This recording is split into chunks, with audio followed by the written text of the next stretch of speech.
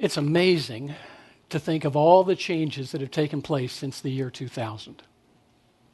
I mean, it just stopped for a minute. 9/11 happened, and think of how much that's changed our lives. Smartphones, tablet computers, and they have really come on and changed the shape and direction of a lot of our lives. And we didn't have things like Wikipedia and Facebook and Twitter and YouTube. We've elected the first African-American president in our country's history. We've had a number of major catastrophes and disasters all over the U.S., with Katrina, with the storm that came in on the northeast coast.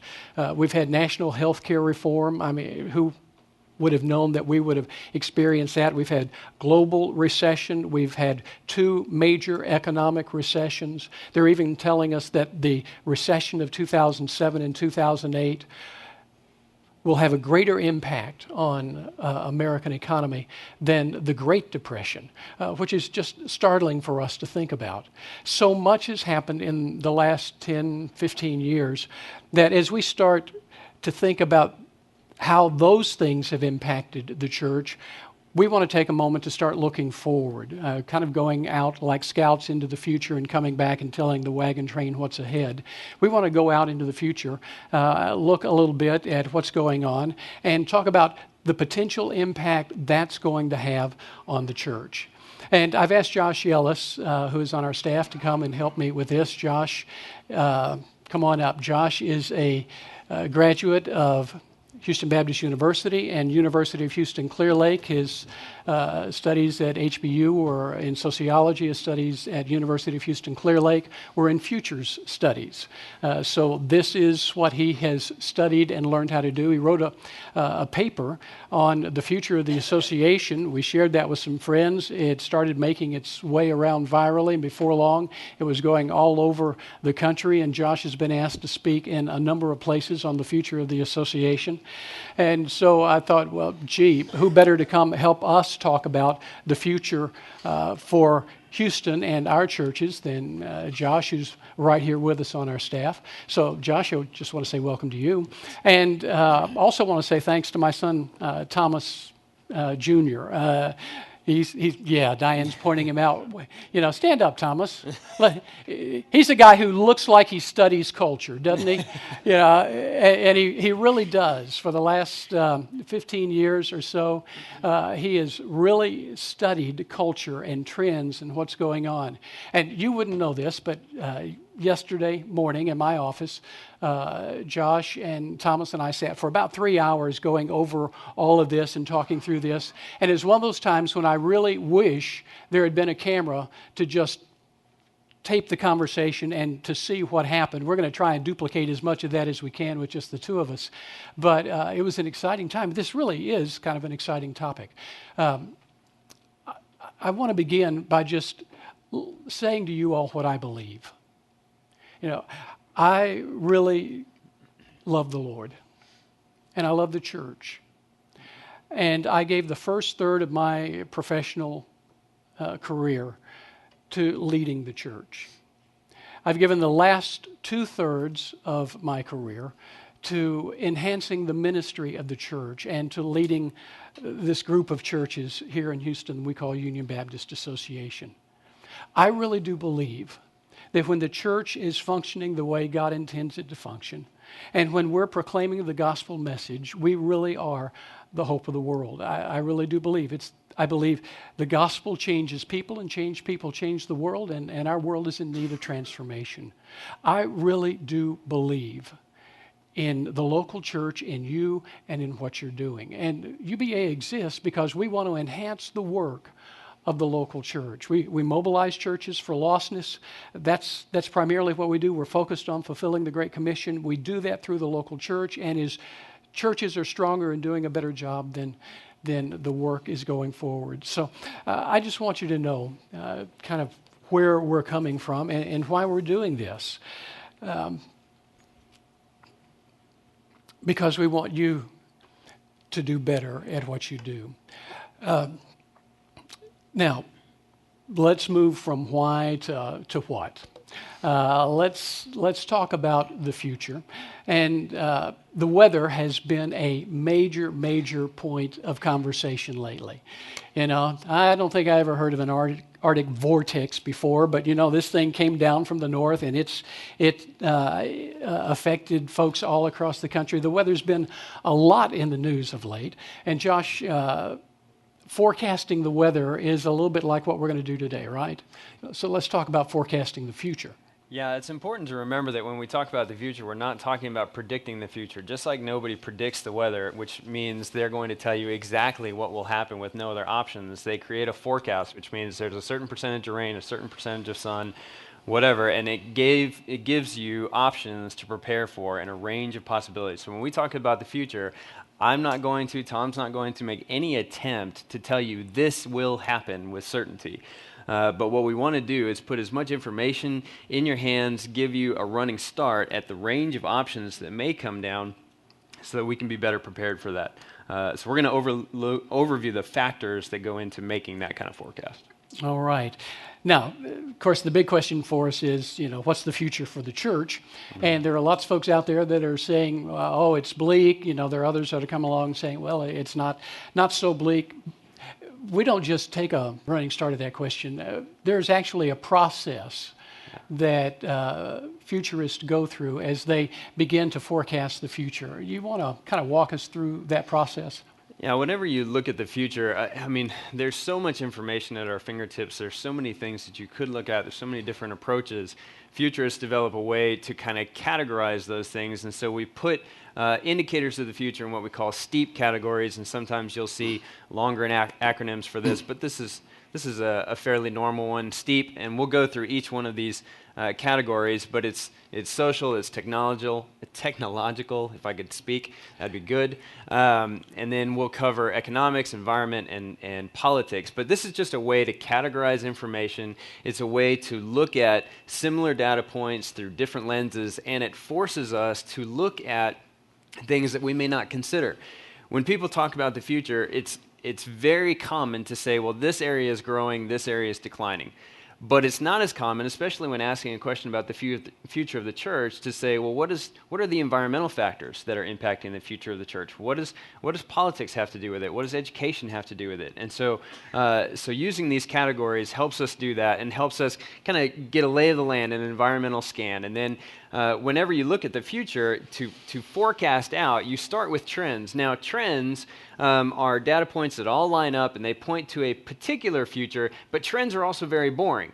When you talk about novel type futures and innovative type futures, it's very rarely following along the trend lines. And so what we're going to do today, though, is we're going to talk about some of the trends, talk about where we're probably going, because until you understand the trends, you can't really deviate that. You can't really talk about innovation and do it very well. And then we'll wrap up and talk to you about scenarios a little bit at the end. Okay.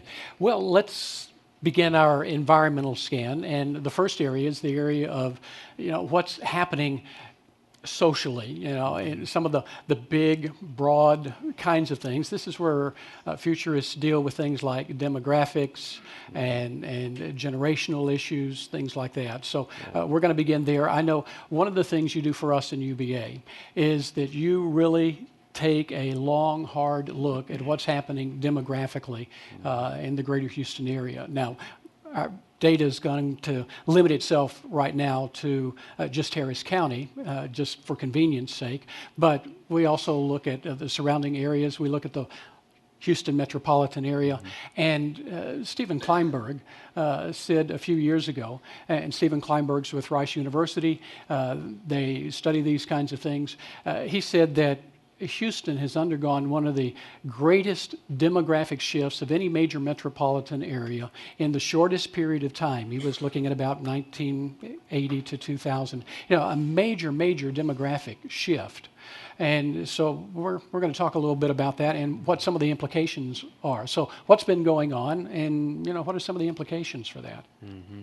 Yeah, what Stephen Kleinberg talks a lot about is that Houston in the 60s and 70s was basically a biracial city.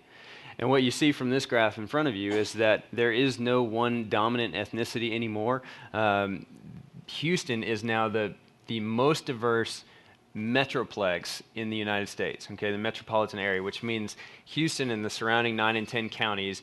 And the way they talk about diversity, everybody kind of does it a little bit different, but basically the odds of you having a neighbor of a different ethnicity or ancestry or background than yourself is how they determine diversity. And for years and years and years, the New York metro area was the leader, and Houston just recently in the last few years overtook New York. So the other thing that Stephen Kleinberg talks about is, and he says this phrase all the time, he says, close the borders tomorrow. Forget about immigration, forget about refugees, just deal with the people that are here, and we will be one of the most diverse areas in the country for years and years to come. And he looks at the data of the kids that are in the school districts right now that are dominantly non-Anglo and says, we need to deal with that reality. And so diversity is here to stay. If that's news to you, I don't know that I'm sorry to break it to you, but you needed to hear that. So diversity is here to stay, and how do we engage that through not only church planting, but also refugee services, dealing with immigrants? We deal with it in educational services. It's going to impact every aspect of who we are, and that's why we start there. Okay, so some of the things, just looking at the data, if you look at it, the Anglo population grew, for 1960, 1970, 1980, kind of plateaued in the 80s, really began to decline, and the Anglo population taken as a whole is not only getting smaller percentage-wise, it's getting smaller numerically, and it's getting older. As a general rule. The African American population stayed about the same as far as percentage. It keeps running between 18 and 20%, but it's growing. Numerically, it's getting larger. The Hispanic population is now the largest population taken as a whole, or Latino population. They're at about 40% in Harris County. And then the Asian population just continues to grow. You see, in 1960, it was about 0.3%, if I remember the data correctly. And now it's up and it continues to grow. And it's probably not going to be on a trajectory quite like the Hispanic population, because birth rates between Asians and Hispanics are different. But it continues to grow. And one of the things we know is, especially a lot of this is a result also of immigration, not just of birth rates, but with immigration, as folks come into the country, and they are coming to Houston. We're one of the major areas for receiving refugees. We're one of the 5 states that has the highest population of people born outside of the United States. New York, California, Texas. We have one of the largest populations of people born outside of the United States. And when they come, they're not just coming bringing their ethnicity. They're bringing their language, their culture, their religion. And that's one of the reasons we've seen pretty significant shifts, in the religious landscape here in Houston. Mosques are going up about as fast as Baptist churches, right? Oh yeah, in some cases faster. The greater Houston area has more than 100 mosques, more than 60 Buddhist temples, more than 30 Hindu temples, and that's just those 3 categories. There's a wide variety of other religions that are being practiced throughout the Houston area, all over the Houston area. One of the things that I would point out about this particular graph is this deals with Harris County only. If we put Fort Bend County up there, you would see a much larger population of Asians. In fact, Fort Bend County is one of the 2 counties that in 2010 had more than 10% of its population Asian. The other one is north of Dallas. And so that segment is growing tremendously. There's all kinds of moving and shifting within the Harris County area and within the greater Houston area, which is going to bring with it, like Tom said, more and more people groups. Usually when ethnic communities form a foothold or a footprint in a particular community, that draws others. We have a very large population of Nigerians that started out very small a few decades ago and is now booming. We continue to attract people from the Middle East, from all over Asia, from several of the African countries, and there is really no reason to expect that to change. There are a couple of factors that could change it, but for the most part, the safe prediction is that we will continue to gain in number of people groups. We have about 350 different people groups right now, maybe a few more than that. We have more than 220 languages spoken in the greater Houston area. And all of that is going to impact the way that we do church. Well, and if you look at this, you can see the difference between 1980 and 2010. It's kind of hard to see what that is up there, but you can see the colors. The Anglo population in 1980 is represented both in 1980 and 2010 by the blue, African American population represented by the red, the deep red, Latino population represented by the yellow, and that kind of grayish area is no majority. You can look and see from 1980 to 2010, over a 30-year period of time, just how dramatically this has shifted, and how all over, we're seeing a lot of areas where, there is no majority. We're seeing the Hispanic population continue to mushroom and move out. So it's not just that they're localized in areas, but they're moving into communities all over, right? Yeah, and if you asked any kid that was going to school right now, they would say, what's the big deal? This is their reality. This is the norm. They're going to school with kids from all different backgrounds, all different language groups, English speaking and non-English speaking. This is the norm, and this will be the norm going on in the future. And actually, there is some really good news and some potentially dangerous news that's shown here in this map. The first is that as there continues to be areas of no majority, there are also pockets that have not changed a whole lot over time, and you can see some real deep-rooted community affinity there. That's the good news. Houston, however, also made some bad news nationally last year, as it was recognized as one of the most economically segregated cities in the country. And you can see that actually as you look at the 2010 map. If you look along the Memorial area, you'll see blue. You'll see blue up in the Cypress, up in the northwest, and then again in the northeast and down in the southeast. Those areas, if you put an income map up there, it would look very similar to high income overlapping with where the blue is still the majority, and that indicates economic segregation. So while there is some really good news in the diversity, there's also some potentially bad news in the diversity, and we need to be aware of both as we look at doing church in the future. So let's talk about some of the implications. You talked about kids that are coming up in school today. For them, it's kind of a norm to be in a multi-ethnic environment. What does this project going forward for the church in terms of ethnic inclusion and so forth? Well, I think there's a few implications, and we're just going to skip off the top of the lake here, but the one is churches are going to have to be more cross-culturally sensitive.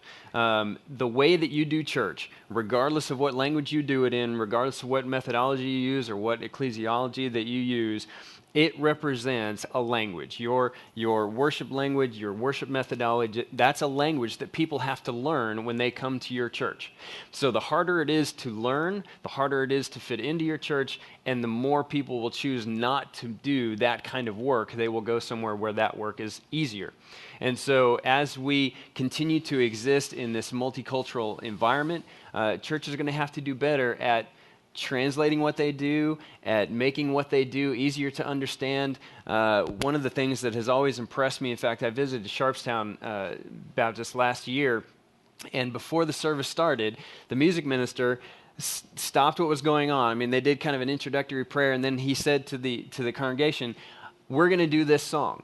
But I want to teach you this song before we actually do this song so that you will get something out of the worship experience rather than you trying to learn it as the 12 of us up here are worshiping." And I thought that was fantastic. You just don't see that a lot in church ministry, but that is going to have to be something that we kind of take into account as we deal with a wider group of diversity within our congregations.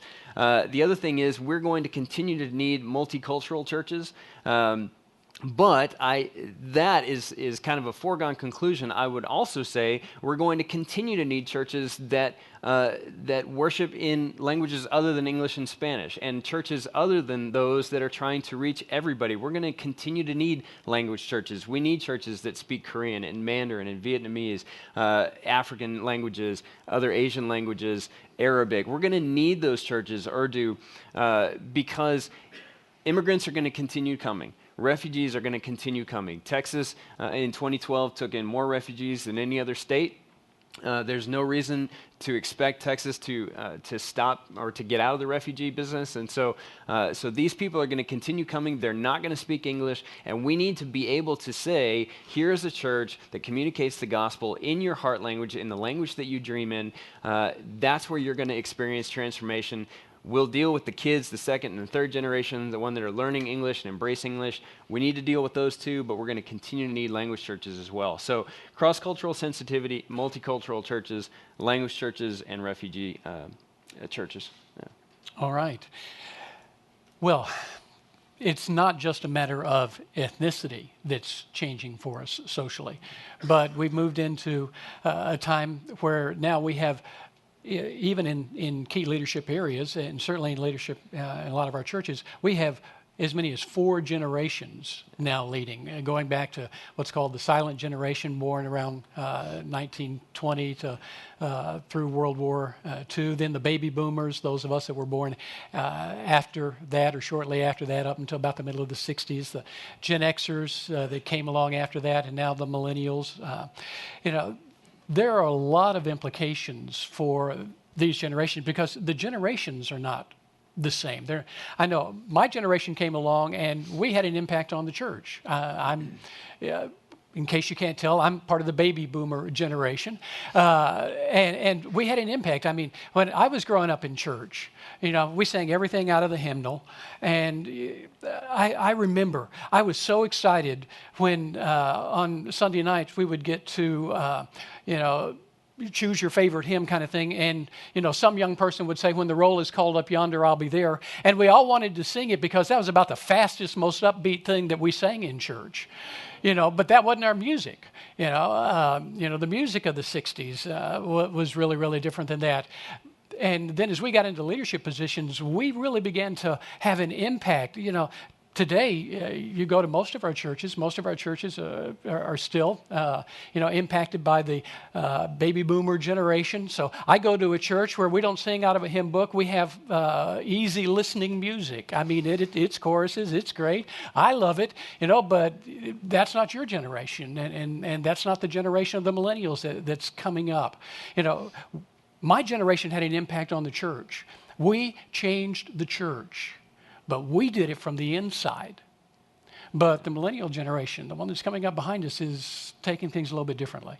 Yeah, the millennials represent a whole set of unique challenges, and I'm an Xer, and I think society really benefited from having an entire generation that was known for apathy more than anything else, because my generation didn't really force the changes that the millennial generation is and are going to change or force within churches, within industries, within just about every sector of life. And so maybe we caught a little break here, but the millennials are here now. They're coming into leadership positions. These aren't just the college kids anymore. These millennials are starting their careers. They're starting their families. They're wanting voice and influence, and there's so much to talk about millennials. But there's a particular segment of millennials called the nuns that you really want to talk about. Yeah, let's talk about this because this has received a lot of press of late. Nun gets its name from the American Religious Identification Survey, the Ellis, and that survey is done, and there's a question on there for you to identify yourself religiously. And the last, it's kind of like those, A, B, C, D, E things that we took in multiple choice tests in school. The last one is none of the above. And what we're discovering is that more and more folks are saying they are none of the above. They don't see themselves as Baptist or Methodist or Buddhist. They see themselves as none of the above. And that category is growing. In fact, it's creating so much consternation. Gary Lauderman, who is chairman of the Department of Religion at Emory University, said the rise of the nuns suggests it's the end of religion in America as we know it. He talks about a brave new world for religious Americans who are increasingly unhinged from traditional authorities and institutions. Well, if you look at the growth of the nuns from 7% in 1980 to 20% in 2010. That's significant, but it gets even more significant when we look at it from age distinctions. Because if you look at the over 50 group, that's that green line at the bottom, that over 50 group, it's just over 10% of the population that says, I have no religious identity. That middle group that's age about 30 to 49, that's the red line. But the younger generation, the millennial, man, that's up almost 30%. What is going on? Yeah, first I would say to anybody who wants to turn this into the end of religion as we know it, this does not represent universally bad news. It doesn't represent universally good news either. There's both in here. For one thing, none does not necessarily mean unchurched or even unchristian. This is somebody, when they asked the survey, they said, we need you to pick one of these labels to describe yourself. And they are choosing in higher percentages to say, no, I don't want to be known as that label. Okay, that's the first takeaway that you need to take from this. And so this rejection of labels that popular culture understands as being for something or predominantly against something is what millennials in the highest percentages are choosing not to be a part of. They are against, if that makes any sense. We don't want to be known as, Baptists tend to be painted as against this. Republicans, Democrats, Presbyterians, Buddhists, Muslims, whatever, these labels in large part as approached by the millennial generation are known for being against something. And millennials in large part are saying, we don't want to be known as against something. We want to be known as for something. And so if that means that we have to reject this overarching label in order to get our point across, then that's what we're going to do. So I think there's a rejection aspect in there. I also think that more and more Christians are choosing not to identify themselves with particular denominations because there has been so much work done in the last few decades across denominational lines and in ecumenical efforts that people like myself, I was raised Presbyterian. I work for the Baptists. So when I go home to Colorado, like I was last week, and I hang out with all my Presbyterian family, I just don't talk about Baptist stuff that much. And when I'm down here, I don't talk about Presbyterian stuff that much, but I got to be in both worlds. Okay, so that's just the reality of how I was raised. And you'll see more and more Christians, especially in the younger generation, say, well, I was raised this, and now I go here, and I might go here, and I might change when I go to college, or I might change when I get out of college, or they had a really good ministry, or they had a good program, so I'm going to go there. And it's not about following a particular label. In fact, if pushed against the wall, they would say, you know what, I'm for Jesus. I'm pro-Jesus. I love Jesus. All the other labels and stuff, I'm not really that aware of. I will tell you this about the millennial generation, and we're not going to make this about millennials alone. We have another whole presentation for that. But millennials, you need to know, and I say this every time I talk about millennials, if you want one statement, one kind of takeaway sentence from millennials, here it is. Millennials are cause-driven, risk-taking, collaborative, community-focused, global, local-minded, desiring transparency, integrity, and intimacy. Okay? If you want to paint a generation, okay? Well, I'll say it again because I saw some of you went, what? This is going to be online, okay? So just hit rewind and play it again, okay? Millennials are cause-driven. I see some note takers there, so I'm going to go slow. And we're going to talk about that cause-driven stuff later on. We are. We're going to come back to economics. That. Absolutely. Cause-driven, risk-taking, collaborative, community-focused, global, local-minded, desiring transparency, integrity, and intimacy. And knowing all that about the millennial generation, notice I didn't make any faith statements there, then I would say back to you, what more would you possibly want in a church member? You know, so some people are writing off the millennial generation because they look at this graph and they say, oh, they don't want any part of us. Well, maybe they don't want any part of the labels, but they still love Jesus, some of them. And with that generational mindset, they're going to overhaul your church. So I would befriend those millennials rather than say, oh, they don't want any part of us. But I will tell you this, and we're going to talk about this later too. Participation does not equal influence. Okay? And that's your teaser. That's coming up later. Okay. Well, one of the things I said earlier was my generation, we tended to change the church from within, but the millennial generation is tending to kind of walk away. The data tells us that between of the kids that grow up in our churches, these are the kids that we raise in our youth programs. From the time they're 18 to the time they're 29, 2 out of 3 of them will walk away from the church. So that's kind of a disconcerting piece of information for us, and it's going to have a lot of implications for us later on when we talk about discipleship development, connection, community, what's going on. It's not just what they're doing, it's what is it telling us? What's it saying to us? What do we need to hear? All right? Yeah, absolutely. Okay. Absolutely. Well, let's move on, just because we got a lot of territory to cover. The T in STEEP stands for technology. And so we're going to talk about technology. And this really is, for me, a really fun area because it has a lot to say with how we communicate. And I got to confess, I am so glad that I am alive today instead of 100 years ago. I mean, I love all this technology. I do. I love the fact that, I can hold up my iPhone and know that there's more computing power in my iPhone than the space shuttle. And I hold up my iPhone and I've got 5,000 years worth of information that I can access just holding that phone. I mean, it's just absolutely amazing. But one area that's really changed our world in the last few years and is going to continue to have a significant impact is the area of social media. I mean, things like Facebook and Twitter and Instagram, Wikipedia, YouTube. These things really tie over to the millennial generation. They say a whole lot about millennials and connection and contact, but this whole area of social media really is a big area for us. For example, one of the things I discovered, there are going to be more text messages sent and received today than the total world population, according to the estimates. And you find this out by just going, to Google, another one of those pieces, and saying, how many text messages will be sent and received today? Answers came back about 1 trillion. 7, 8 billion people, but 1 trillion text messages. Facebook, if it was a country, it'd be the 3rd largest country in the world behind China and India.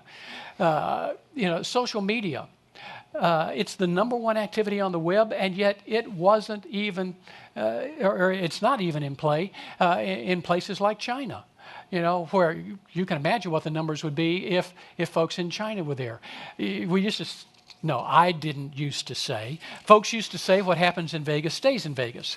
But, now what happens in Vegas or Houston or any place else, it's on YouTube and it's on Facebook and it's going to be there forever and ever.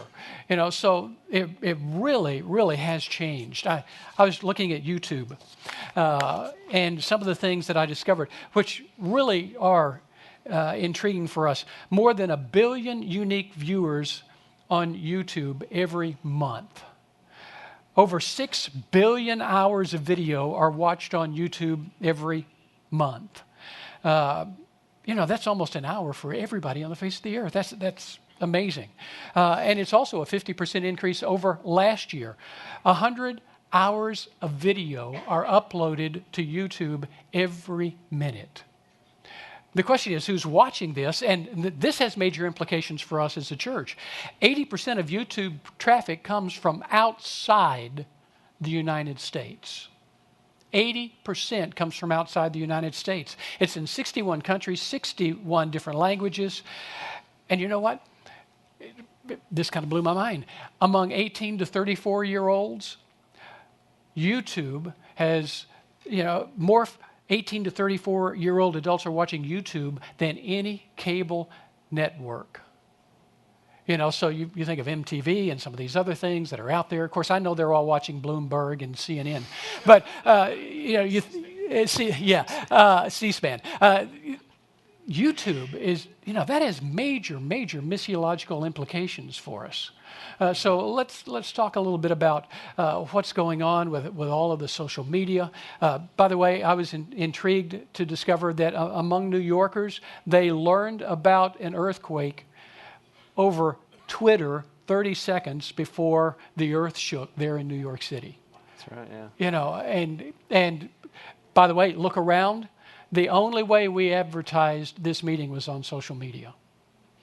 And, folks are coming from all over. So this is pretty important. Millennials they really tie into this, don't they? Well, and I think everybody ties into the technological advances. And I was going to make the joke earlier when he was saying, we had this meeting yesterday. If you followed UBA on Facebook, you would know that That's because right. Thomas posted a picture of it. So go to Facebook, follow UBA at UBA Houston. There's our Twitter handle. He's at Tom UBA. I'm at JJ Ellis. There's a free plug. So if you're not on social media, it's too late. No, I'm just kidding. You need to start. Now, I'm not going to tell you what platform to get on, okay? I'm not going to tell you whether to be an Instagram person or a Pinterest or Facebook or Twitter, whatever, but technology is not an end in itself. It is a tool. And so if you are viewing technology as something you have or you don't have, you're looking at it the wrong way. Technology is a language. It's a way to communicate. It's a way to stay connected.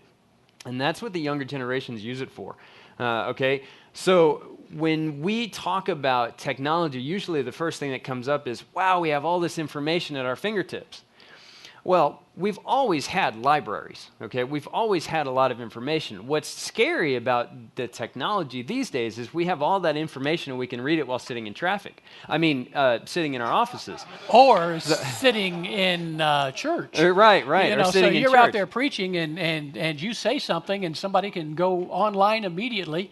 You hope they're looking at their Bible on their phones, but they may be doing something else and questioning what you're saying. That's right. You pastors that like to use these grandiose illustrations, be careful, because if somebody else used it, they're going to find it while listening to you and maybe even tweet that out and go, hey, this guy used that same fact. So you just need to know that happens out there. But it's not just about the information, it's about making sense of the information, right? Anybody can do a Google search. If you've done a Google search lately, you get like 12 million responses. Okay, if the first three aren't what you're looking for, what happens? You do a new search. You get a new different 12 million responses. And so one of the things that UBA has tried to do in some of the services that we provide is help make sense of the information that's out there. Anybody in here can go look at demographics. Anybody in here can get on the census website and go through that. Now, I can save you some of that headache. If you'll just call me, I will help you, okay? But that's one of the services we provide. I know the information's out there. Let's talk about what the information actually means. The other thing about technology, it has removed the necessity to be somewhere in order to hear a certain piece of information, right? The reality is you did not have to be in this room to hear Tom and I talk. You could just wait. It will be online. You could watch the video. Right? No one needs to be in your churches on a Sunday morning to hear what you're going to preach on, because they'll find it on a podcast or they'll find it on the web. Said that. Sorry, didn't mean to burst the bubble there. But that's just the reality of it. And so if you're counting on people needing to be in the building to get information, that's no longer a necessity. And so what I would say to you who are working on that paradigm is there needs to be other reasons to be in your building. Okay? There are a million podcasts out there. There are a million preachers out there. There are a million, Bible resources out there. And so if you think you have cornered the market and you have that little niche where people need to be in your service on a Sunday morning to hear something about the Bible, that's crazy. And so you need to find other ways to get people in the building, and that comes down to social relationships. It comes down to community. And social networking, I know in fact, that blurb about Facebook would be the third largest country. Can you imagine a country that was just Facebook? What a dysfunctional mess that might be. But if you're not on Facebook because you're like, oh, those are superficial conversations, then you need to give it another try. Okay, people are dealing with real issues on Facebook. They're putting real life issues on Twitter. They're demonstrating and showing off what they're experiencing on Instagram, and it's not just what they're eating for lunch that day, though there is a lot of that going on. So give it an opportunity and use it for what it is intended to be. It's intended to be a way to connect and build community with other people. Okay, now at this point of connection, it's interesting because Barna in some recent research said, yeah, we are connected, but comparing like 2000 to 2010, or I think they were doing 2002 to 2012, they say more connected, but feeling more lonely. So we're connected, but we're connecting over devices rather than face-to-face, and loneliness is actually going up. And this may be, when you say we've got to have another reason for folks to come to church, just other than just to get information. Sure. Other than just to hear the Bible lesson or to hear us speak, there's got to be more to it than that. Oh, yeah, absolutely. There has to be more to it than that. And community cannot be built on social media alone, but loneliness is not new. Okay? For years and years and years, UBA, when it asks the pastors, what's your number one need? We hear we're lonely.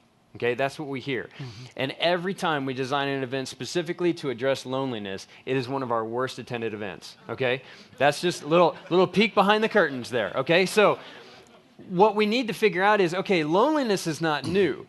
Connecting is not new. Social media is a new way to do that, okay? But it's not going to be the only bullet in the gun, all right? So there needs to be things in your church that require face-to-face interaction. Now, here's the scary thing. That may not be your worship service, okay? That may be your small groups. That may be a service opportunity. That may be a Sunday school class. It may be all of these different venues, and they may catch the podcast of you preaching later. So if that's disruptive to your paradigm, sorry for that. But social media is going to be a layer on top of existing social connections. And so let me give you an example. I have been on vacation for several weeks. I've been in Colorado. I listened to my pastor's podcast. I'm caught up on all the sermons. I texted my pastor 5 times yesterday and talked to him on the phone, okay? And we have a small group meeting tonight. So I'm connected to my pastor. I'm connected to my small group, and I haven't been there in 3 weeks, okay? Now, I'm not as connected as I could be, but I'm not out wandering in the wilderness feeling like I'm completely disjointed. Okay, and so that's a reality that we need to deal with. By the way, in the old days, if you hadn't been there in 3 weeks, we'd send somebody out to visit you. Oh, I would have gotten cards and mailers, and somebody would be knocking on my door. So, of course, we can do that all via text message now, so it's easier. But that's what I'm talking about, okay? Social media is another layer of connectivity. It does not replace in-person connectivity. And, by the way, once a week meetings in small groups or Sunday school or service opportunities does not replace what people get from social media. It's both and, okay? So don't think of it as either or, think of it as both and. Well, part of what's also going on online with things like Wikipedia, which didn't exist, years ago, is that folks can go and now I don't just turn to the experts for information. I think I have something to contribute. And so this whole idea of participation and co-creation is really, it's impacting a generation, but it's also going to have an impact on the church, isn't it?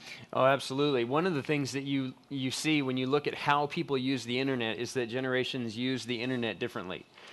Typically, the older generations use it for what they call content consumption, which means you go there to read. You're reading the news, you're reading somebody's Facebook wall, you're reading somebody's blog, you're listening to a podcast. As the younger generations go, they're doing all of that consumption, but they're also creating content. And so they're not only listening to a podcast, they're posting a YouTube video. They're interacting with people on Twitter. They are writing a blog. They're doing all these things. They're rating a restaurant or your church on a social media platform. We joked about Westbury not being Westboro. If you had come to a couple of meetings ago, Jeff said, please, if you've ever been to our church and you like us, and I thought that was a very strategic distinction there, please go on Google and undo the one negative rating from somebody who confused Westbury Baptist with Westboro Baptist and made a rating for his church on Google saying, these guys protest funerals. I know Jeff. He's only protested a couple of funerals, okay? Just kidding. And it's going to be yours and mine. That's right, yeah. He's not coming to mine now, that's for sure.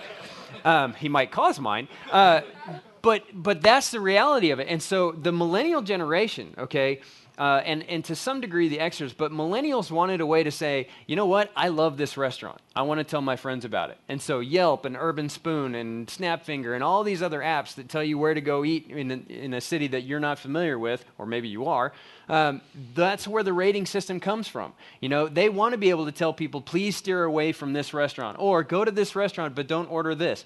All of that is being used to increase connectivity and participate, and I use that word very loosely, but what they're doing is they're influencing the internet. They're co-creating it, okay? And so churches, restaurants, businesses everywhere has to deal with this online reality that people are going to talk about you. People are going to talk about what you do and where you do it and how you do it and the services that you provide. And so be prepared for that. Live into that. Lean into that. There's some tremendous things to leverage if you're prepared for that. Because like Jeff said, go to Google and say, hey, I love this church. I did that. You can check, okay? I didn't just do that this morning. I've done that before.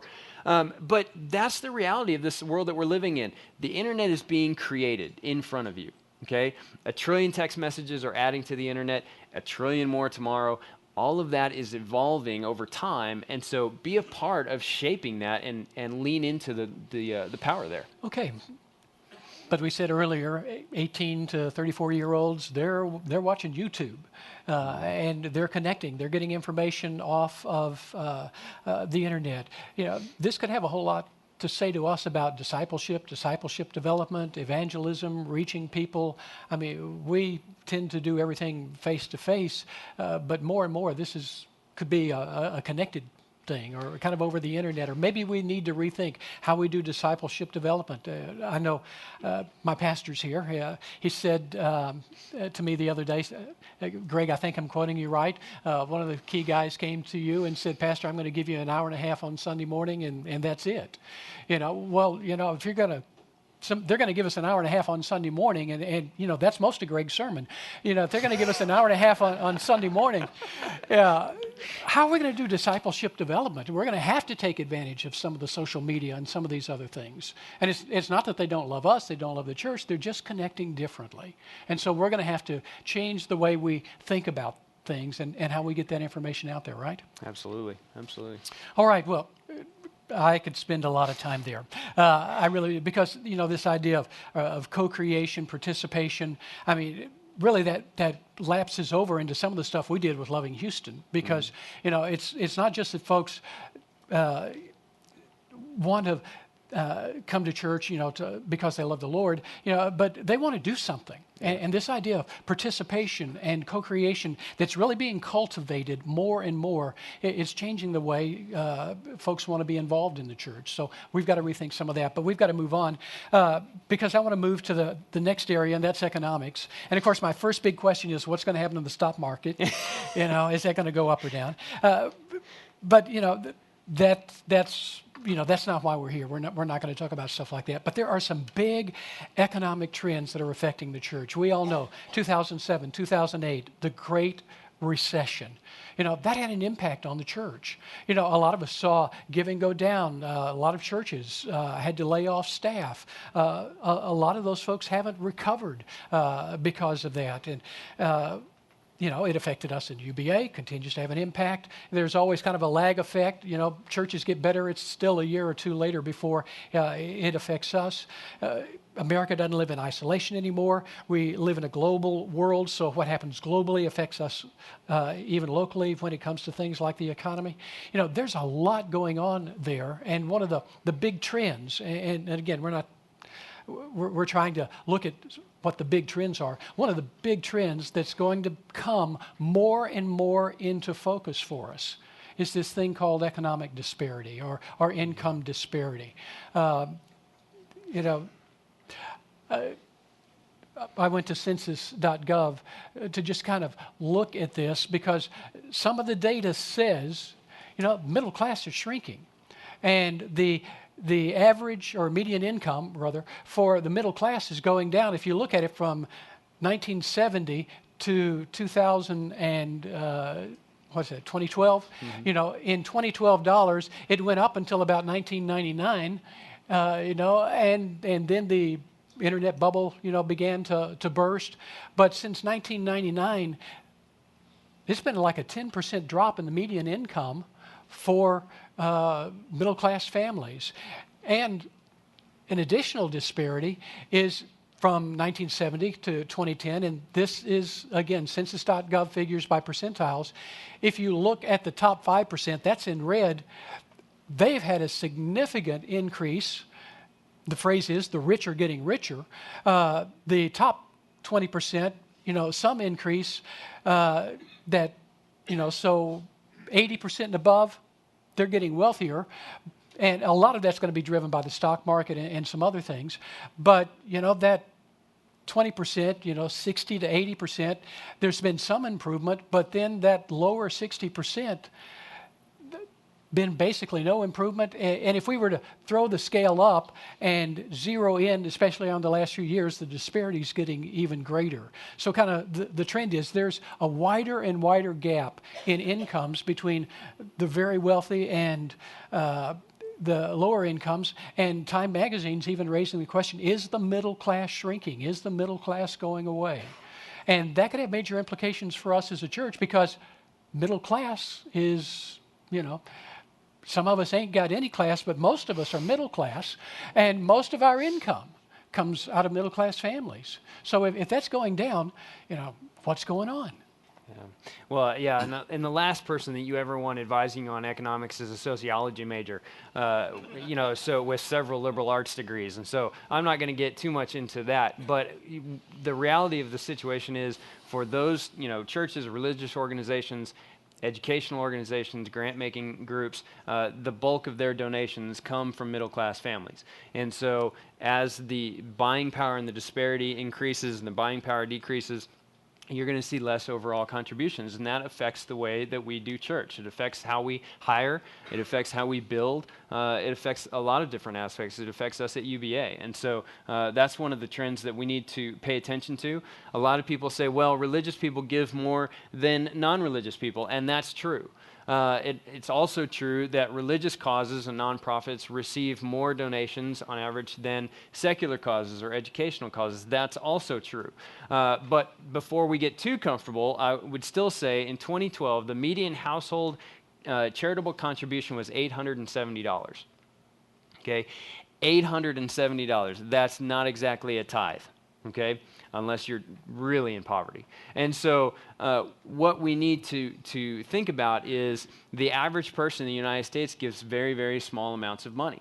And so we as Christians need to do a very good job, not only in how we steward and keep track of our own resources, but how we teach stewardship. Especially to the generations that are coming up and getting out of college with increasingly bigger and bigger student loan debts, and starting families and buying first homes and putting kids in school and all of those things. All of those are stewardship issues.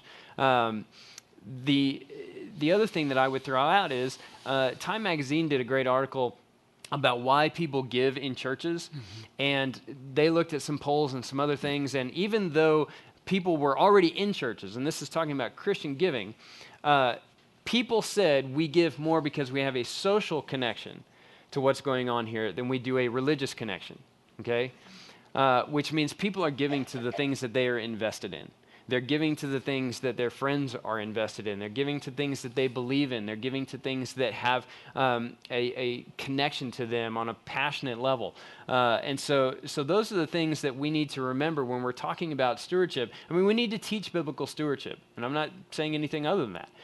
But just to remember, we're all human beings, and a lot of factors go into how we determine and decide to spend our money. The other thing about millennials is that, it's that youngest generation graduates from college, takes their first and second jobs, and gets into their first homes. There has been kind of a misnomer out there that millennials are not charitable givers, okay? Well, first of all, I don't know about you, but I'm not going to go hit up a recent college graduate for a charitable donation. What a tragic waste of my and their time. I'm in college right now, and, I just know how that conversation would go. But millennials have the highest rate of volunteerism of any generation currently living. Okay, so it's not that millennials don't believe in causes. It's not that they won't donate what they have. It's that for the most part, what millennials have right now is time and influence. Again, they're the ones doing the ratings on social media sites. They're the ones saying you should get involved in this organization. You shouldn't get involved in this one. They're the ones saying, hey, there's a fun run going on. You need to go out and raise money for that. They're the ones creating t-shirt companies specifically to sell so that they can donate the proceeds. That's what the millennial generation brings to kind of this fundraising era. And so as we look at economics, and we're gonna kind of breeze past this, but there are a couple of big time implications. First of all, Tom Rainer has talked about the cost of building is going to continue to increase in the future, and it's going to put churches kind of out of the building business, okay? Except for the large mega churches, a lot of churches are going to find it very hard to build.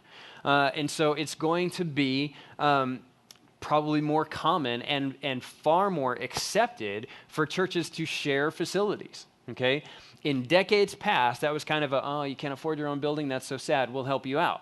It's not going to be like that anymore. Pastors are going to get together and say, why should we both build a building, okay? You meet in the morning, we'll meet in the evening. You meet on this day, we'll meet on this day. And we'll share the resources, and we'll make sure that this building is open 7 days a week instead of 2. So you'll see those kind of decisions, very strategic, very good stewardship of resources. You will see smaller buildings. You'll see churches saying, you know what, the YMCA has a gym right down the street, maybe the local elementary school that we can borrow occasionally. We're not going to build a gym. We're not going to build a fellowship hall, or we're not going to build all this classroom space. We're going to meet in people's homes. Whatever they can do to build smaller buildings and make it more economically feasible, that's going to be a strategic decision in the future. And even though Tom Rainer also says megachurches are likely to increase in number, smaller churches are going to increase in number for far more reasons than economic reasons. But I also think that you will see some implications in maybe the multi-site model that's going on right now. Some churches are saying, well, it's cheaper for us to have 5 locations or 6 locations or 10, 20, 30 locations than it is to have one major building and try and get everybody there. You sat in traffic today, you know what it's like to come and get to a central location.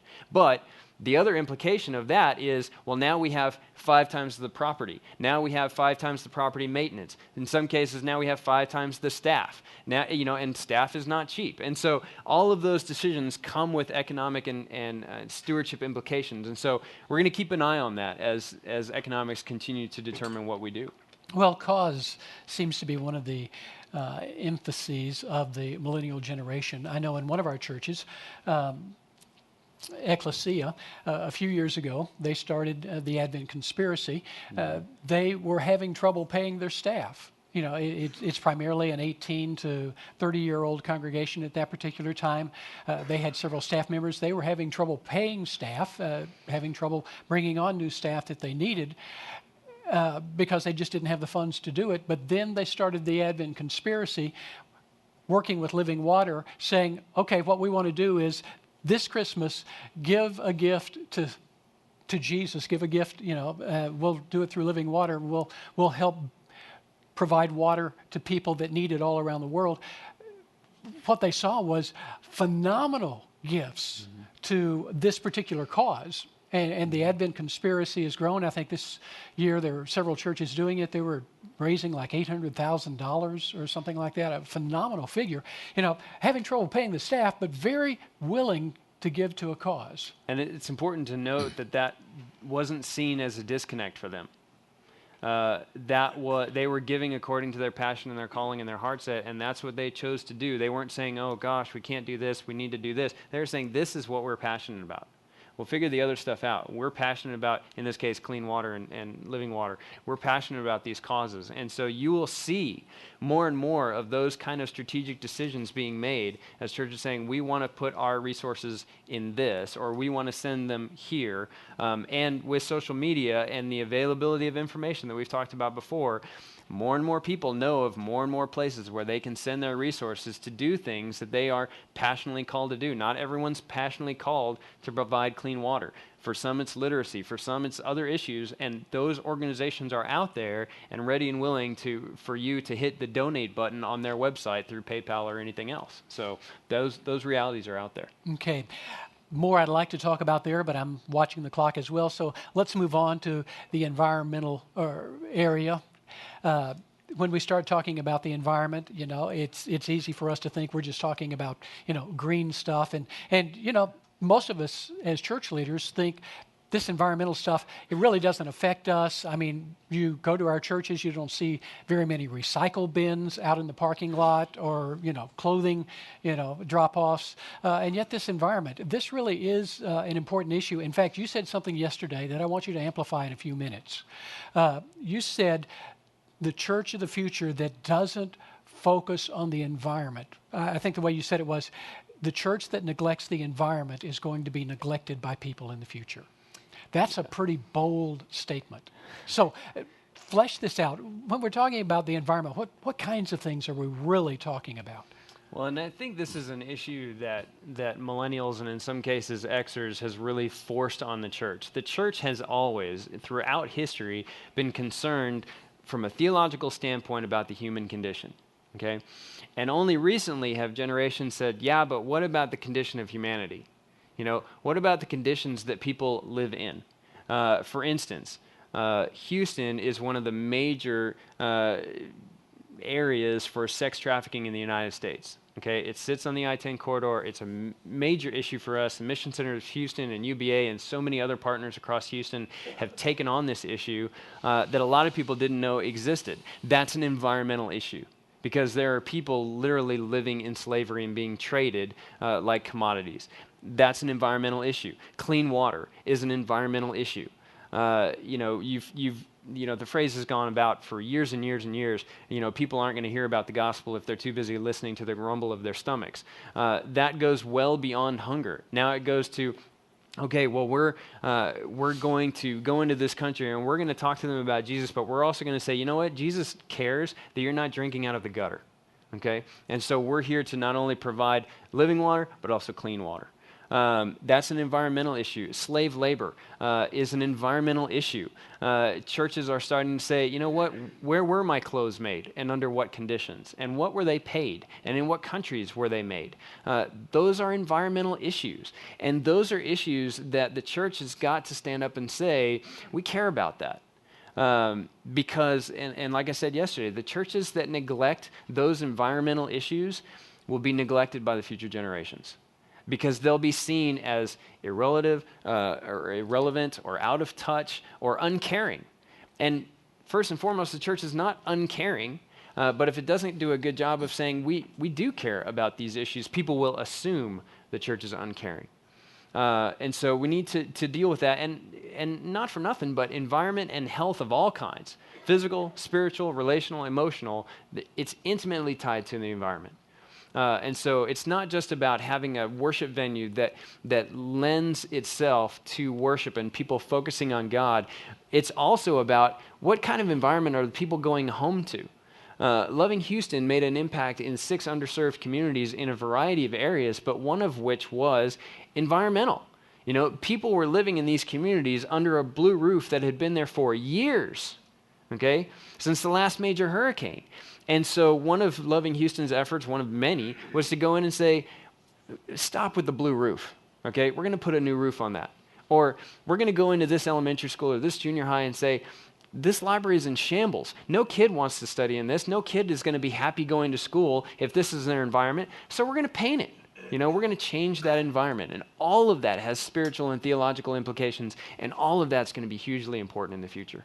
Well, and it has been important in the past. If you look at the early church, one of the things they did was significantly impact the environment. Now, we're not talking about global warming here, but when they saw kids abandoned out on the street, they started picking them up, and orphanages ultimately grew out of the church. When they saw women that were being treated as property, Christianity elevated the status of women. When people were sick during the plagues and they were left to die in piles, it was the church, it was Christians that went back in and cared for them and ultimately impacted the creation of hospitals. Mm-hmm. So Christians have been involved in this from the very beginning. Mm-hmm. So Jesus had a lot to say about the stranger and the orphaned and the sick and the imprisoned. And so all of these really are environmental issues, not just about global warming and recycling. Yeah, and don't get lost in the weeds. Whenever somebody says environment, immediately people go to global warming, and then, I'm going to line up my scientists and your scientists. Forget all that, okay? I'm not talking about global warming. We're talking about the conditions of humanity. And the church is going to have to do again what it has done in the past. And it's going to have to do it well. It's going to have to continue to partner. I loved it when on the news in the middle of total destruction in Oklahoma tornadoes, somebody said to the camera something about Baptist relief organizations. Say, well, they can get here whenever they want, but the Baptists were here last night. That's a tremendous statement. Now, absolutely. I'm not stumping for the Baptist relief necessarily, but just to say it's one instance when the church was on the news and it wasn't bad, right? We need more of those. We need more of those. And we need to do, in some cases, we just need to do a better job of talking about what the church is already doing. Well, that's one of the things that we're trying to do with Loving Houston. One of the kind of things that's happened with Loving Houston, we started that, but now we are moving to it being a separate 501c3 corporation. We're expanding it and broadening it and retasking it. And one of the tasks of Loving Houston is going to be to tell the story of the church and what the church is doing in the city of Houston, because there's all sorts of good that's going on, but nobody's really telling the story. And so that's one of the things that we want to do with Loving Houston, as well as motivate, equip, enable, and empower churches to get out there and to be involved in the communities in ways they never have before. Because I know, especially from Loving Houston, when we went back into Sunnyside and we started doing some things in November that were like the things that we did in June, we had all sorts of civic and city leaders come out to be a part. And additional resources have begun to flow into the community because Christians were out there making, and in this case, mostly Baptist Christians were out there making a difference, but it wasn't just the Baptists. A lot of others joined in with us as we were making a difference in serving the under-resourced. So let's move on again to the area. Conventional wisdom says don't talk about religion and politics, but we've been talking about religion all morning, so we might as well talk about politics as well. And it would be real easy for us to talk about, different political issues. I mean, it is in the news. It's all the time. There are lots of ways that we could go with this. We're seeing, for example, that it's harder and harder for churches to even get permits to build or to expand. That's one of the things that's probably also going to impact the growth of mega churches, that cities are becoming more and more resistant to giving permits to build, these 40-acre kinds of church sites. Tax-exempt status is being challenged. I mean, there are all sorts of ways that we could go, and then is it a moral issue, is it a civil rights issue? But we really want to focus on just a couple of areas.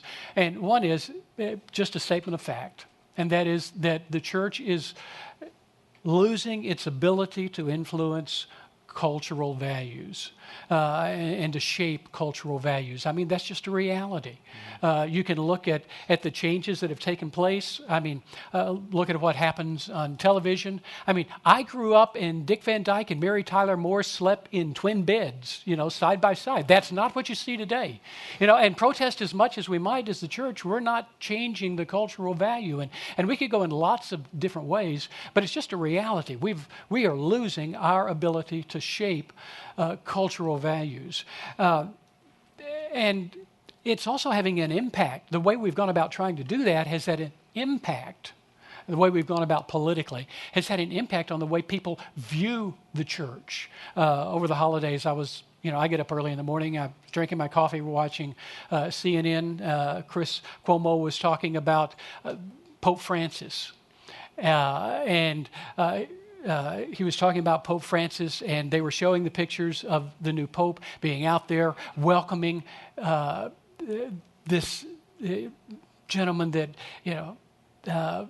obviously was severely impaired and handicapped, and yet the Pope was out there receiving him, loving him, touching him. He say, "Man, isn't this great? That the Pope is out there and he's receiving these people and he's changing the church. Isn't it a shame that the evangelicals can't be more like that, because they're always out there?" And then they were talking about very pointed articles that had just recently come out and media folks that were being talked about on. I'll not go any further with that. But he was drawing a real clear distinction between the church as the Pope and evangelicals. I mean, let's talk a little bit about some of the implications of that, because this really lapses over to the nuns. Yeah. And that's N-O-N-E-S. It lapses over to them, Yeah. What's going on? Well, and again, when the term politics comes up, it's easy to retreat to, this is a red issue, this is a blue issue, or this is a state issue, or whatever. But I think overall, what you see is, and again, going back to the nun issue, evangelicals, when they're on the news, okay, it's a 50-50 split on whether they're on the news for something good or something bad, okay? Now, I'm not saying cover up our imperfections. In fact, I'm saying the opposite. I'm saying for too long, the church has opened itself to criticism of being fake and impersonal, and because we've gone to great extremes to say, you don't look at our mistakes. I was talking to someone the other day, and we're talking about faith issues, and he said back to me, so you think you've got it all figured out? And I was like, good grief, no, I don't have it all figured out. And maybe I should have led with, I don't have it all figured out.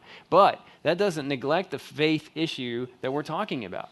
We as Christians need to be the ones saying, you know what? The church is based on grace and forgiveness because we need it, not because we think it's a cool concept, okay? And so I'm all about saying this is the church and we're full of imperfect people and you're an imperfect person, so come join us, okay? And I think it's particularly millennials have made the distinction of saying, oh, you're just saying these things, it doesn't match your activity. And we need to get past that. We need to tell the story of what we're doing. We also need to do a better job of controlling the people who have really bad theology because historically we've let them have too much airtime. It's time to shut them down. Amen. Okay? But also, I'm not about telling the story of the church. This is going to sound weird. I'm about telling the story of Jesus. Okay? We're Jesus' followers. We're doing what he wants us to do. It's his ideas, not our ideas. And so if we're doing a really job of communicating the story, we're communicating the story of Jesus. You know, I want to tell you my testimony, not of where I grew up going to church, but of why Jesus Christ is my Lord and my Savior. All the imperfections, all the sins forgiven, all of those things, that's the story. And somehow that's all gotten lost. But remember this, politics, social media, technology, whatever, bad news leads the news, okay? And so we got to do a better job of telling the stories. And the other thing is, it matters how you tell the truth. And I can't say this enough. I can't say this in enough different venues. It matters how you tell the truth. It's not just the fact that we know what the truth is. It's that we have to be able to communicate in a way that people want to listen. The days of beating people over the head with the truth are gone, okay? The day of standing on a street corner and yelling what the truth is, expecting people to just turn over their lives to Jesus right there on a street corner are gone. You know why? Because most of the people in the audience are tweeting about what a nutcase this guy is, right? It matters how you tell the truth. We've got to be better at telling the truth with compassion. We've got to be better at telling the truth with grace. We've got to be better at telling the truth with forgiveness. And until we do that, we don't deserve to lead the news for the good stuff that we're doing. And so we know who owns the truth. We know who wrote the truth. We know who the author of truth is. The world cares about how we tell that truth. I'm not saying change the truth. I'm not saying make it politically correct. I'm saying it matters how you tell the truth. And I think that really is important. There's so much emphasis on political correctness that we've kind of acquiesced to that, when what we need to come back to is we need to speak the truth, but as the Bible says, speak the truth in love, and let it be seasoned and salted with grace and forgiveness and acceptance. Those things are going to be critically important for us. Well, and I would just say, the Bible says they'll be known by their love. Okay? So if Christianity is known for protests and picketing and being against all of these other things and not being for people and not being for Jesus, then we're not being known for our love. It just goes back to the biblical truth. So we need to be better at how we tell the truth. Not just that we do tell it, but how we tell it. Well, when you all are doing the environmental scanning, that's just kind of the first step. And you're looking for the trends and the patterns and the big pictures. But then you're starting to ask the what-if questions. And how do these various forces and factors come together? You even write scenarios and say, well, if this, then this. And that's kind of a way of preparing for the future, kind of like back to the weather. 50% chance it's going to rain out there. Be a good idea for you to take your umbrella and a jacket with you just to be prepared. So that's really what a lot of this is all about. We're really not trying to say, we can predict what's going on, but say we need to be prepared for some of these trends. And so that really gets us back to the big question. Okay, what is ahead for the church? Is the future bright? Is it bleak? Is it sunny? Is it shining outside? Yeah, here's the one outside? answer that you all came for. No, I don't know what the one answer is, okay? Some of you really thought I was going to say it too, didn't you? The future's complex, okay? The future's incredibly complex. The future of the church is incredibly complex because remember, the church is made up of a bunch of imperfect people and we're all working on the same effort but in a somewhat disjointed fashion, okay? The future's incredibly complex. It doesn't boil down to sound bites. It doesn't boil down to 140 or 180 characters. It doesn't boil down to one picture on Instagram. The future is incredibly complex. But I will say this. Until you do your own environmental scanning for your own churches, for your own neighborhoods, for your own communities, for your own spheres of influence, you're going to have no idea what may come about, what's possible, what's probable, what's preferable. You're not going to know any of those answers. And so you've got to do the basic research to look at the environment and where the future is headed. You also need to understand that the future is a series of stories, okay? When we write scenarios, okay, all I'm doing, it's all creative writing. Okay, when you write scenarios, you're looking at a couple of major drivers and then telling a story about how those drivers work with each other. Okay, and so whether you're writing a story about economic prosperity or just economic devastation, whether you're writing it about high levels of immigration or immigration completely closed off, it's a story. And the future is a story that's yet to be written, but there are a couple of key pieces to the story that are going in for you. They're going to be a little bit different than they are for me. They're going to be different for your church than they are for UBA, but the future is a series of stories, and it's incredibly complex. So my advice to you about understanding the future is embrace the complexity. You know, embrace the fact that all these dynamics are working on each other and working with each other and may come about in different areas. And I say that to say, and remember, I have a master's degree in strategic planning. When you're preparing for the future of your church, don't say this will happen and that is going to be our plan, okay? Prepare for an array of futures. Have a couple of different budgets and say, hey, if the giving goes really well, we're going to work off this budget. If giving does not go well, we're going to work off this budget. But try and eliminate the surprises, okay? Try and eliminate the groundbreaking, earth-shattering surprises, because I will tell you this, they're going to happen regardless of if you're prepared or not. Very few people, and I mean very few, were prepared for 9/11, but it has completely changed the landscape of our country, okay? If you were unprepared for 9/11 and you were unprepared for technological advances and you were unprepared for environmental factors coming into the future of the church, then you're going to be overwhelmed. So take some of those off the table because you know there are going to be game-changing events that happen. But if you have prepared and you understand the future as a set of complex dynamics, you'll be better prepared to adapt and adjust to what's coming down the road. So in part, the future, in order to prepare for it, we've talked at the global level, the larger greater Houston area. But if I was a pastor in a local community, I need to do something similar to this in my local community so that I know better how to be the church. I can't just draw from what's going on globally or across the U.S. or even across Houston. I can't just find out, okay, what's going on at this church and let me copy what's going on at this church. It worked over there. It ought to work over here. But they may be in a different context, a different environment. So we need to do the work as leaders of doing the research in our own communities in order to prepare for the future. And we can help with that in UBA, right? Absolutely. Absolutely. Just call, tweet at JJ Ellis, email, whatever generational paradigm you want to do. I think we even still have a fax machine if you're desperate. So we do receive mail. And mail. The thing with stamps. Anyway, contact us. We'll help. Okay. Well, I think part of what I think we want to say is the future's not out there predetermined. Like this is definitely going to happen. It's something we help to shape and to create. So the answer to the question for me, what's the future of the church, is kind of like that story of the young boy who has a bird in his hands behind his back, and he says to the wise man, is this bird alive or dead? And, he thinks if the wise man says he's alive, I'll crush it and say, no, see, you were wrong. If he says, no, the bird's dead, I won't crush it. I'll just open it up and let it fly away. But the wise man said, the answer is in your hands. And I think we as the church need to remember that we are co-creators of this future.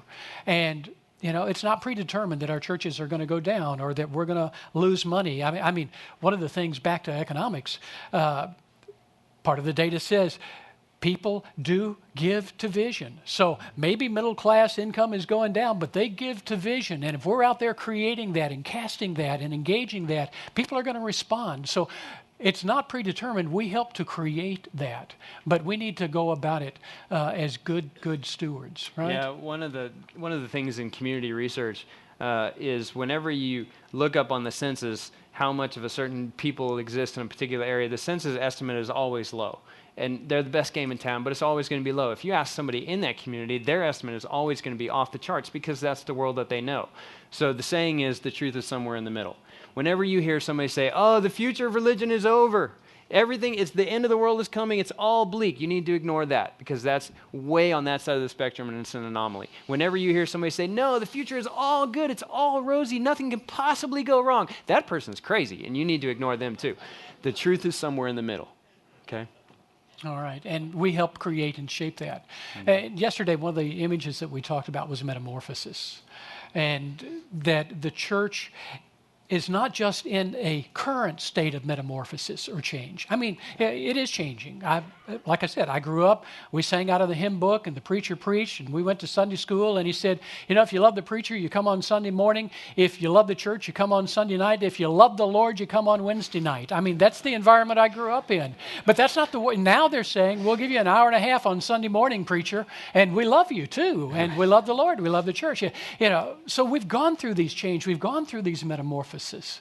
And it's not just something that we do now, but this needs to be something that we continually go through. I mean, change is happening, and it's changing faster and faster, and the church needs to adapt. By the way, adaptation to a changing environment is one of the things that we do really well as humans. That's the key to survival. If the environment changes and you don't adapt, you die. Ask the dinosaur. You know, the environment changed, they didn't adapt, they died. Cockroaches, however, apparently they adapted because they were alive way back then too.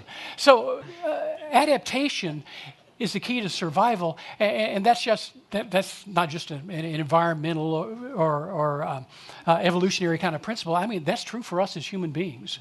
The church has to do that too.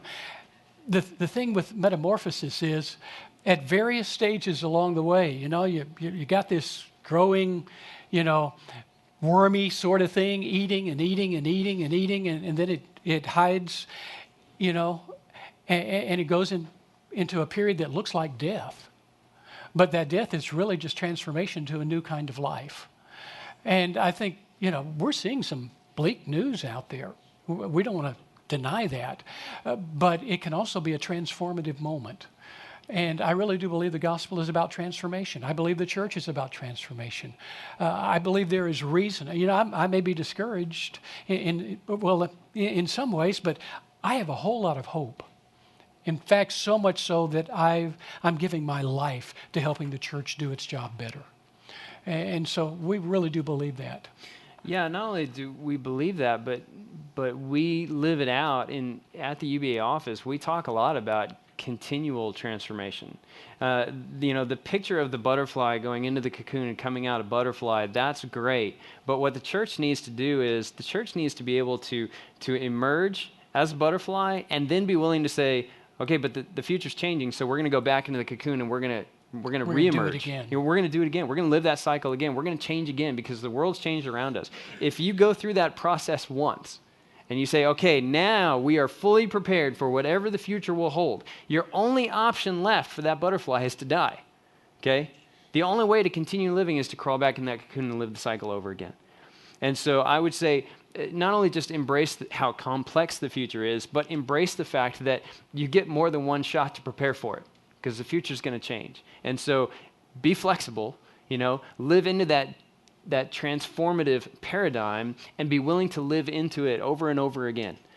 Strategic plans are great, you know, but the 10 and the 50-year plan, those times are over, okay? Have a 3 to 5 year plan and then be willing to look at it again every year and reshape and reform and reemerge and re-engage, because the world is going to change and we got to change with it because we have that message that the world needs. Amen. And it's not going to be easy. You know, this whole construction image, you know, The difficulty we had getting here, some of it because of road construction, it's messy, it's hard, it causes detours and lots of other things, but that really is the future. The future is under construction, and we have the opportunity to co-create that with God, and that's exciting. Let me